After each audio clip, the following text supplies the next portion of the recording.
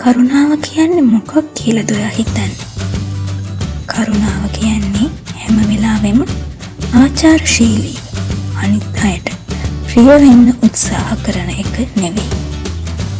ඒක හිනාවක් බලෙන් දෙන එක හරි නැත්නම් ඔයාගේ හිත මහන්සි වෙලා ඉන්නකොට බෑ නොකිය හා කියන එකවත් නෙවෙයි.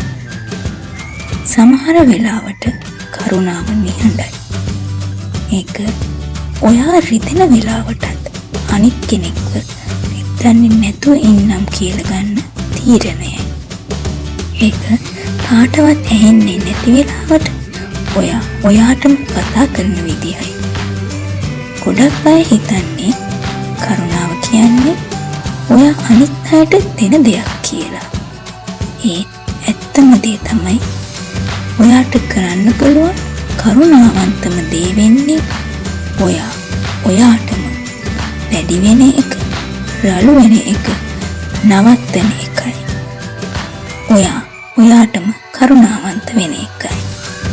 මොකද ඔයාටම සැලකන විදිය තමයි හිමින් ඔයා ලෝකයටම සැලකන විදිය වෙන්නේ.